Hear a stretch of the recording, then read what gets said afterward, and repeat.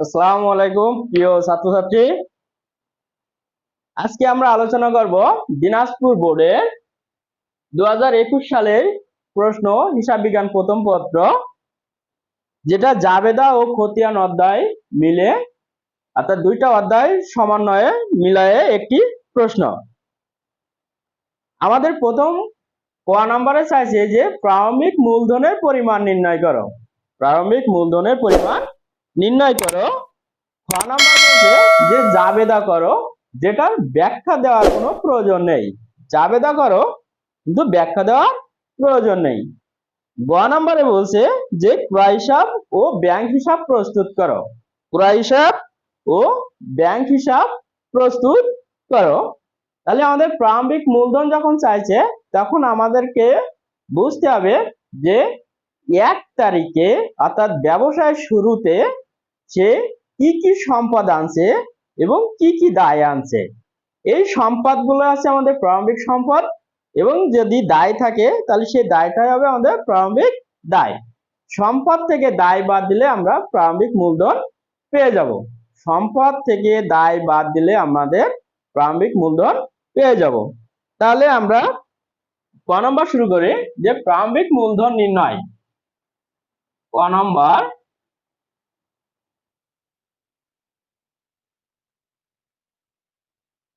প্রারম্ভিক মূলধন নির্ণয়।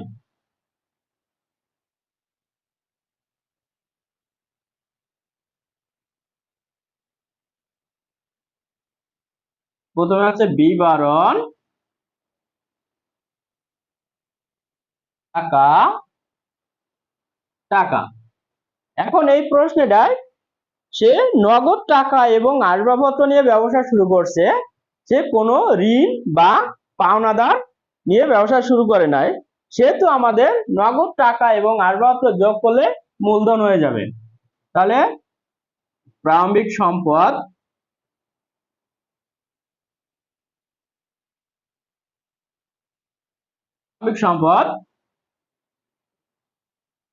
নগদ ৩৫,০০০,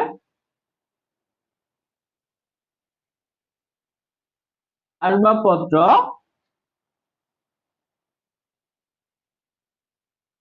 ৩০,০০০। দুইটা যোগ করলে হলো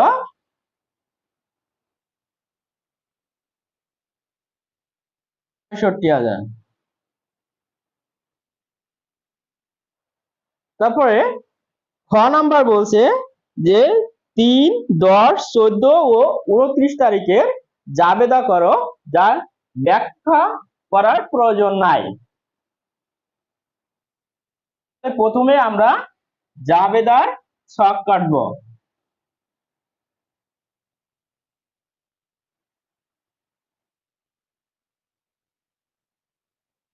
জাবেদা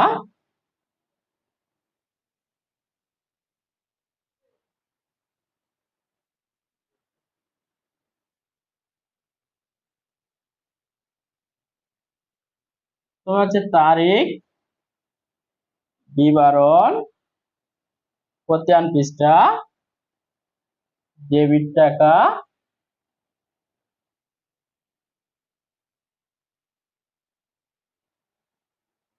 তারিখ, বিবরণ, খতিয়ান পৃষ্ঠা, ডেবিট, ক্রেডিট, টাকা। তাহলে আমাদের ৩ নম্বরে প্রশ্ন বলছে রহমানের নিকট হতে নগদে পণ্য ক্রয় করছি। এখন একটা প্রশ্ন আছে যে এখানে নাম উল্লেখ আছে প্লাস নগদ উল্লেখ আছে। যদি আমাদের নগদের কথাটা উল্লেখ থাকে তাহলে নামটাকে বাদ দিতে হবে। তাহলে আমাদের জাবেদা হবে জানুয়ারি ৩। যেহেতু নাম প্লাস নগদ দুইটাই উল্লেখ আছে, সেহেতু নামটাকে বাদ দিয়ে আমরা নগদটাকে ধরবো। তাহলে নগদান যেহেতু ক্রয় করছে, তাহলে ক্রয় হিসাব, ডেবিট নগদান হিসাব ক্রেডিট। টাকা আছে 20,000।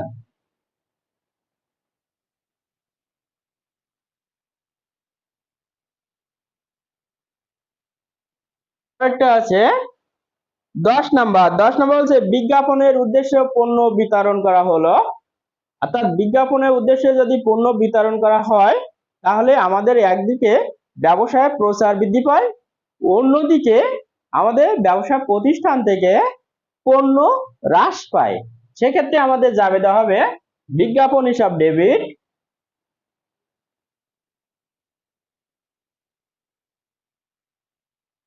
বিজ্ঞাপন হিসাব ডেবিট, আয় হিসাব ক্রেডিট। পাশাপাশি 14 নাম্বার বলছে ব্যাংকে চলতি হিসাব খোলা হলো। তাহলে আমরা যদি ব্যাংকে হিসাব খুলি তাহলে আমাদের ব্যাংকে টাকা বৃদ্ধি পাবে, অপরপক্ষে আমাদের প্রতিষ্ঠান থেকে নগদ টাকা হ্রাস পাবে, অর্থাৎ সম্পদ হ্রাস পাবে। অর্থাৎ এক্ষেত্রে আমাদের জাবেদা হবে ব্যাংক হিসাব ডেবিট 14 নাম্বার, ব্যাংক হিসাব ডেবিট, নগদান হিসাব ক্রেডিট। টাকা আছে 45,000।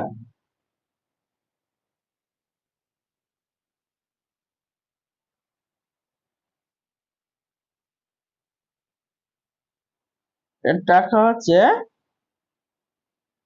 45,000।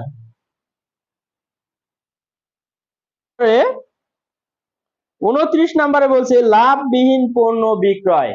আমরা লাভবিহীন বা মুনাফাবিহীন যদি পণ্য বিক্রয় করি তাহলে আমাদের জাবেদা হবে, যেহেতু আমরা বিক্রি করছি অবশ্যই নগদ টাকা পাইছি, তাহলে নগদান হিসাব ডেবিট আর ক্রয় হিসাব ক্রেডিট।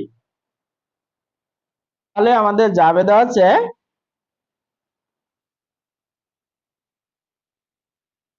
নগদান হিসাব ডেবিট,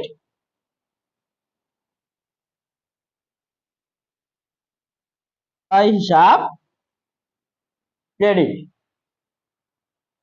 এখানে আমরা যে ব্যাখ্যা দিই নাই তার কারণ আমাদের প্রশ্নে কোনো ব্যাখ্যা চায় নাই, বলছে ব্যাখ্যা কোনো প্রয়োজন নাই।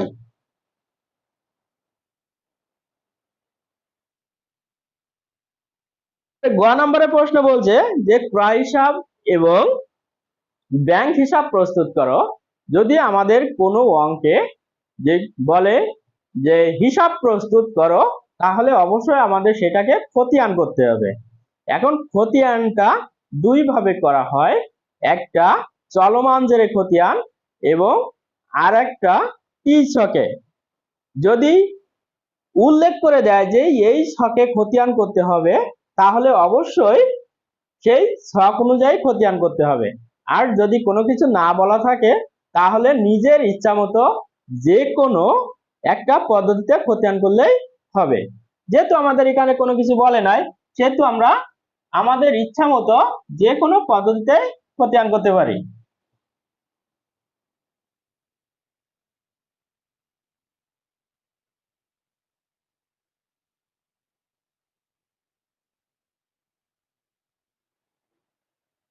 তাহলে আমরা অবশ্যই গ নম্বর চলমান জেরে খতিয়ান করব। তাহলে প্রথমে করব ক্রয় হিসাব, ক্রয় হিসাব।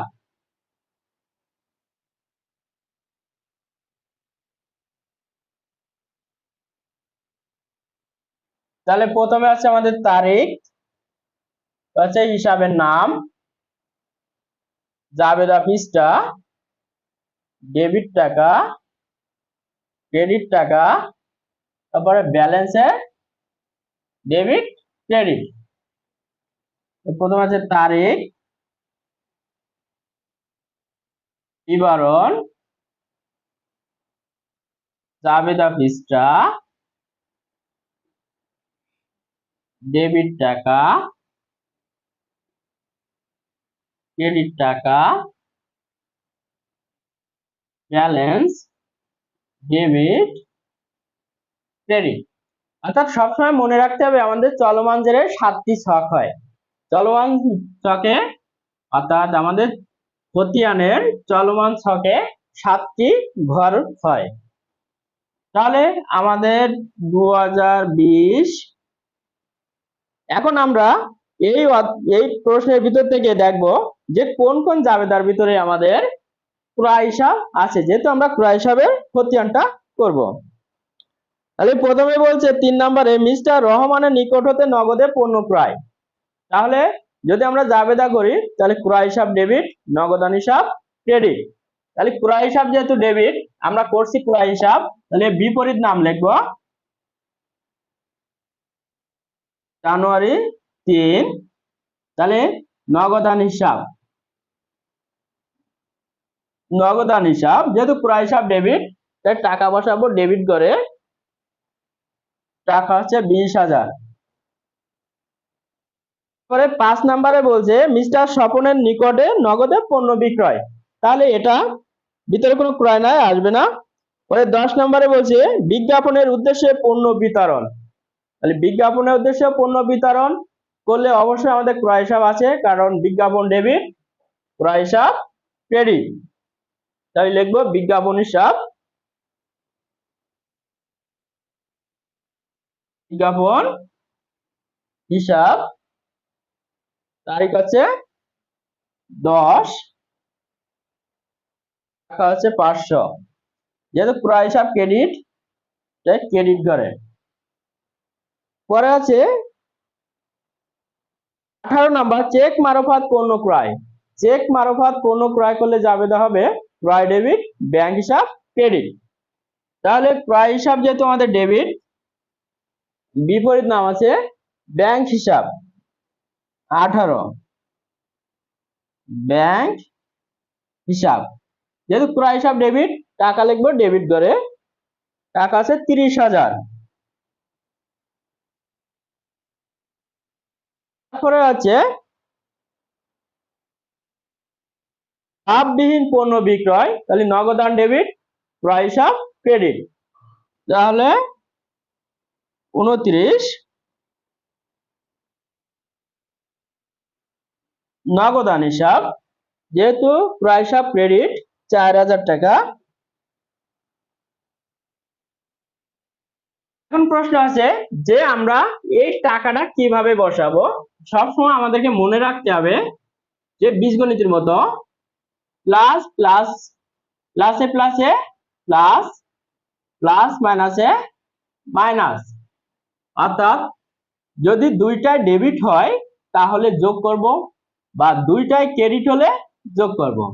একটা ডেবিট একটা ক্রেডিট বিয়োগ করব, বা একটা ক্রেডিট একটা ডেবিট বিয়োগ করব। তাহলে প্রথমে আমরা ডেবিটের টাকাটা প্রথমে ডেবিট ঘরেই বসালাম,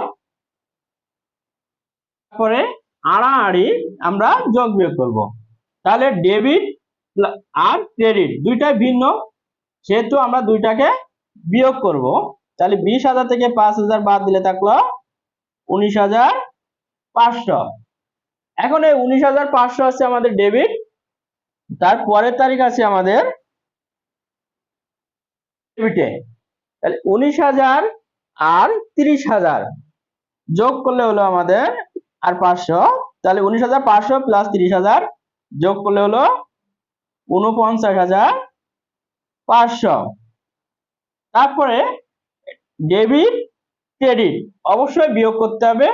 তাহলে 49,000 থেকে 4,000 বাদ দিলে থাকলো আমাদের 45,500।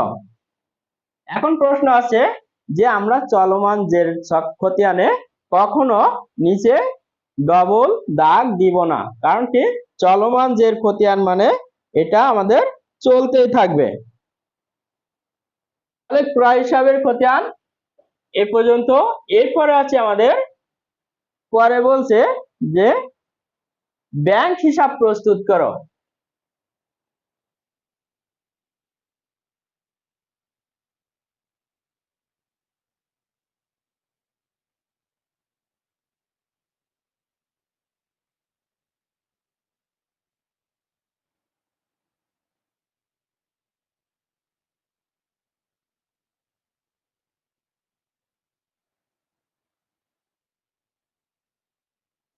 হচ্ছে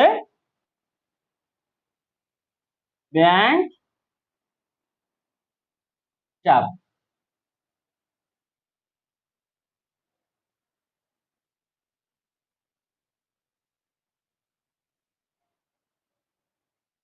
প্রথম হচ্ছে তারিখ, আছে হিসাবের নাম বা বিবরণ। যেহেতু আমরা খতিয়ান করব সেহেতু জাবেদা পৃষ্ঠা হবে, জাবেদা পৃষ্ঠা। ডেবিট টাকা, ক্রেডিট টাকা,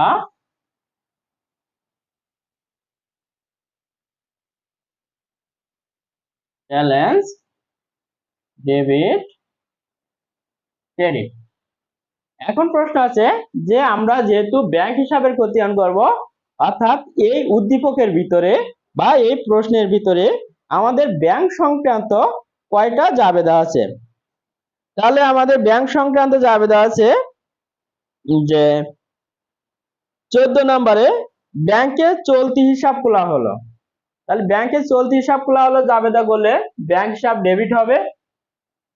তাহলে 2020 জানুয়ারি 14। তাহলে যেহেতু ব্যাংক হিসাব ডেবিট আর নগদান হিসাব ক্রেডিট, তাহলে বিপরীত নাম আছে নগদান হিসাব। বিপরীত নাম নগদান হিসাব। ব্যাংক হিসাব যেহেতু ডেবিট, তাই টাকা বসাবো আমরা ডেবিটের ঘরে ৪৫,০০০। তারপরে বলছে যে 18 নাম্বার চেক মারফত পণ্য ক্রয়। চেক মারফত পণ্য ক্রয় করলে ক্রয় ডেবিট, ব্যাংক ক্রেডিট। 18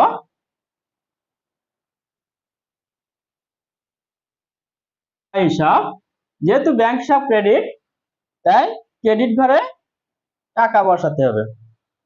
তারপরে বলছে ব্যাংক হতে উত্তোলন করা হলো। ব্যাংক হতে উত্তোলন করা হলো জাবেদা হবে নগদান ডেবিট, ব্যাংক হিসাব ক্রেডিট।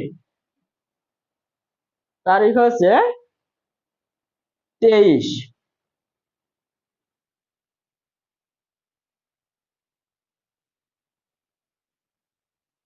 নগদান হিসাব, যেহেতু ব্যাংক হিসাব ক্রেডিট, টাকা বসবে ক্রেডিটে ৫,০০০। তাহলে ডেবিটের টাকা প্রথমে ডেবিট করে বসালাম ৪৫,০০০। ডেবিট ক্রেডিট মাইনাস, অর্থাৎ ৪৫,০০০ থেকে ৩০,০০০ বাদ দিলে থাকলো ১৫,০০০। আবার ডেবিট ক্রেডিট বিয়োগ করলে, অর্থাৎ ১৫,০০০ থেকে ৫,০০০ বাদ দিলে থাকলো ১০,০০০।